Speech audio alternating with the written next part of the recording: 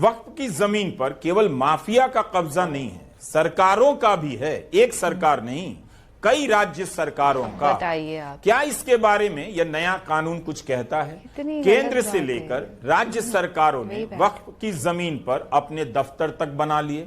वक्फ की इजाजत के बिना उसे प्राइवेट पार्टी को लीज पर दिया। कानून में कहा गया है, और इस्लामी कानून भी यही कहता है कि आप जिस जमीन के मालिक नहीं हैं उस जमीन को वक्फ नहीं कर सकते। वक्फ संशोधन बिल, वक्फ बोर्ड को लेकर एक बड़ा फैसला आया है। उसकी सच्चाई हमें बताने के लिए रवीश कुमार जी आज हमारे साथ दिखाई देंगे। रवीश सर को मैं देश का सबसे वरिष्ठ और आसान भाषा में सबसे अच्छा पत्रकार कहूंगा। देश के सारे जर्नलिस्ट इन्हीं के नक्शे कदम चलने लगे ना, तो संविधान का ये चौथा स्तंभ बहुत मजबूत हो जाएगा और सारे दलाल गोदी मीडिया बर्बाद हो जाएंगे। अंडर इस्लामिक लॉ चैरिटेबल और रिलीजियस पर्पज के लिए वक्फ प्रॉपर्टीज को अल्लाह के नाम पर कर दिया जाता है। खबरें आ रही है कि उनको हड़प लिया जा रहा है, जो कि बिल्कुल गलत है। फूट डालकर राज करने के लिए क्यों कर रही है बीजेपी? यही सवाल पूछता है भारत, और इस तानाशाही पर थूकता है भारत। नमस्कार, मैं रवीश कुमार। वक्फ संशोधन बिल को संसद की संयुक्त संसदीय समिति में भेज दिया गया है। याद कीजिए, जब हिंडनबर्ग की रिपोर्ट आई थी और उसके बाद अदानी समूह को लेकर मीडिया में कई पर्दाफाशी रिपोर्ट आई, तब विपक्ष ने इस मामले की जांच संयुक्त संसदीय समिति से कराने की पुरजोर मांग की। धरना प्रदर्शन दिया, मगर सरकार ने इनकार कर दिया, मांग नहीं मानी। वक्फ संशोधन बिल को जेपीसी में भेज दिया गया है और इसके सदस्यों का ऐलान भी हो गया। यह समिति अगले सत्र तक अपनी रिपोर्ट देगी। इस बिल का नाम है the United Waqf act management empowerment efficiency and development act 1995। संक्षेप में इसे उम्मीद कहा जा रहा है। वक्फ बोर्ड का कानून अब उम्मीद कहा जाएगा। नाम इस तरह से रखा जा रहा है कि इसे उम्मीद कहा जाए, शायद वक्फ कहने में ऐतराज हो। वक्फ बिल एक बहुत व्यापक मुद्दा है, एक एपिसोड में करना मेरे लिए तो संभव नहीं है, लेकिन लोकसभा में उठाए गए सवालों से कुछ बातों पर बातचीत हो सकती है। हम इस वीडियो में इस पर भी बात करेंगे कि कितनी बार मंत्री जी ने सच्चर कमेटी का नाम लिया। जस्टिस राजेंद्र सच्चर कमेटी की रिपोर्ट का हवाला देकर वक्फ बिल का औचित्य ठहराते रहे। आपको याद है कि पिछले 10 साल में मोदी सरकार ने सच्चर कमेटी की रिपोर्ट का इतने सम्मान से कब नाम लिया? और मैं माइनॉरिटी अफेयर्स का मंत्री होने के नाते जो हम लोगों ने स्टडी किया है, टोटल 8,72,320 वक्फ प्रॉपर्टीज हमारा जो वामसी जो पोर्टल है उससे पूरा डिटरमिन नहीं किया जा सकता है, लेकिन उसका मार्केट वैल्यू सच्चर कमेटी ने जो कहा है उससे कई गुना अधिक होने का संभावना है। ये एक आम अंडरस्टैंडिंग की बात है। सबको मालूम है वक्फ के पास कितना प्रॉपर्टी है, वक्फ बोर्ड के पास, और कितना आमदनी है।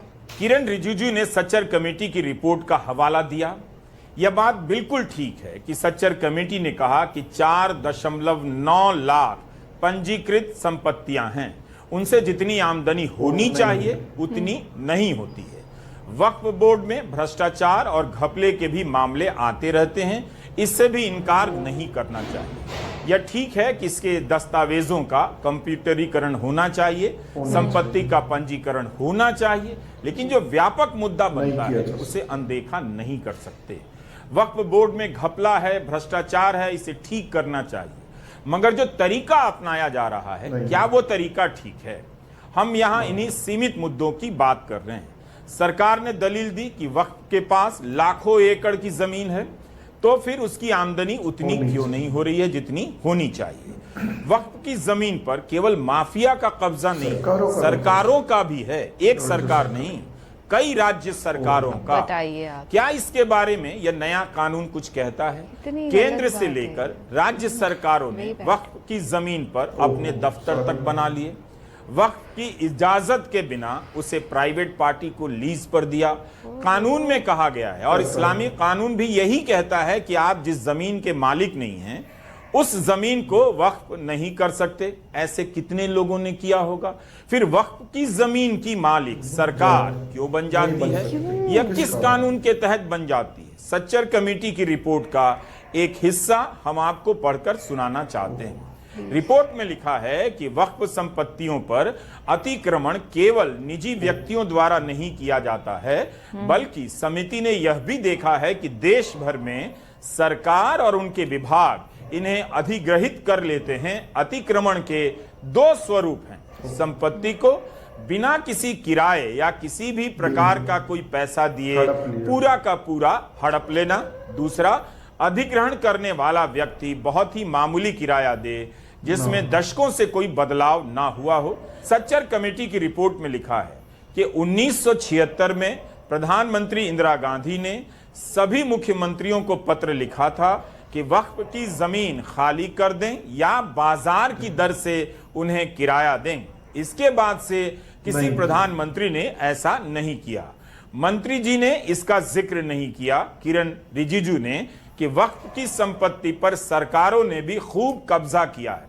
सरकारों ने राज्य वक्फ बोर्ड के गठन की परवाह भी नहीं की, ना उनकी इजाजत लेनी जरूरी समझी। अगर सरकार की नीयत में ईमानदारी होती तो वह बताती या ऐसा प्रावधान करती कि वक्फ की संपत्ति का इस्तेमाल सरकार अब नहीं करेगी और जिन मामलों में सरकार ने किया है उसे लौटा देगी। रिसर्च के दौरान यह निकल कर आया कि अदालत से जीत जाने के बाद भी कुछ मामलों में वक्फ की संपत्ति वापस नहीं की जाती है, जबकि कुछ मामलों में की गई है। यह जो बताया जा रहा है कि वक्फ बोर्ड मुकदमेबाजी में फंसा है, तो उसका एक बड़ा कारण खुद सरकार भी है। एक और कारण है archaeological survey of India ASI, जिसने कई जगहों पर संरक्षण के आधार पर मस्जिदों और दरगाहों की जमीनों का अधिग्रहण किया है। इसे लेकर भी तमाम वक्फ बोर्ड कोर्ट गए हैं और जाहिर है मुकदमों की संख्या इन वजहों से भी ज्यादा होती होगी। सर, टोटल केस ट्राइब्यूनल्स के अंदर में 12,792 केसेस आज वक्फ बोर्ड्स में पेंडिंग है। 19,207 ट्राइब्यूनल्स में पेंडिंग है। क्यों इसको हम लोग डिस्पोज नहीं कर सकते हैं? क्या आप चाहते हैं कि ऐसे ही पड़े रहे? आप सोचिए सर। इसलिए सर टाइमलाइन हमारे लिए बहुत जरूरी है। न्याय मिलना चाहिए, लेकिन समय पे न्याय मिलना चाहिए। क्या मोदी सरकार ने 10 साल में ऐसा कुछ भी किया कि सरकार अपने अधिग्रहण को, अपने कब्जे को वापस ले और वक्फ की जमीन लौटा दे? तो मंत्री किरण रिजिजू जी को बता देना चाहिए, क्या उनकी या उनकी पार्टी की सरकार ने, राज्य सरकार ने वक्फ की कोई जमीन खुद से खाली की है और बाजार दर से किराया देने का फैसला किया है? अब अगर सरकार ही कब्जा करे, अधिग्रहण कर ले, किराया बाजार की दर पर ना दे, तो वक्फ बोर्ड जमीन से हजारों करोड़ की आमदनी कैसे करेगा? जिसका दावा मंत्री जी कर रहे हैं कि सही से अगर इसका प्रबंध किया जाए तो 12,000 करोड़ सालाना कमाई हो सकती है, जिससे गरीब मुसलमानों की आर्थिक मदद की जा सकती है। अव्वल तो सरकार अगर मदद चाहती है करना तो 12,000 करोड़ कोई बड़ी रकम नहीं है, खुद से इंतजाम कर सकती थी। UPA 2 के दौर में अल्पसंख्यक मामलों के मंत्री KR रहमान खान ने एक बिल पेश किया था, एविक्शन ऑफ वक्फ प्रॉपर्टी। यह बिल पेश हुआ मगर पास नहीं हो सका। इसके हिसाब से वक्फ की जायदादों को पब्लिक प्रॉपर्टी घोषित किया जाए, जिसे बिना नोटिस के ही खाली कराई जा सके।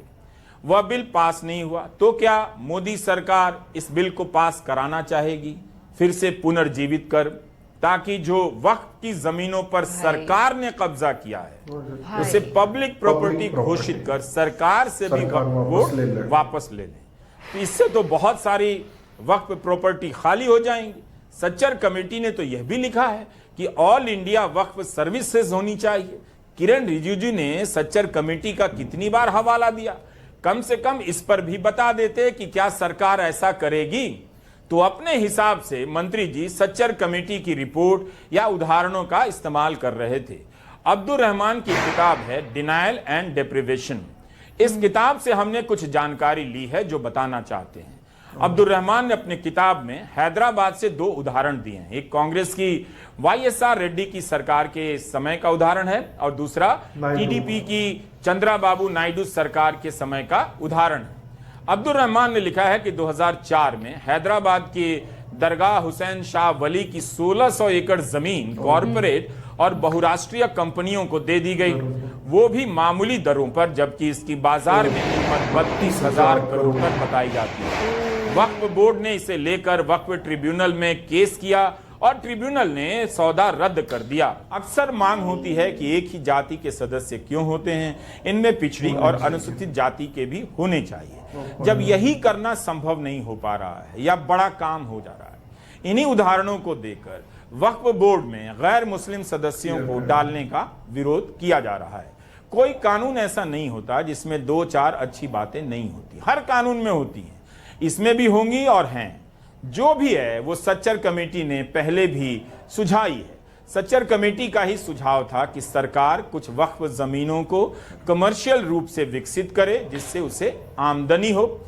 मनमोहन सिंह सरकार ने इस सुझाव को मानते हुए जनवरी 2014 में NAWADCO नवाडको यानी नेशनल वक्फ डेवलपमेंट कॉरपोरेशन का उद्घाटन किया, गठन किया।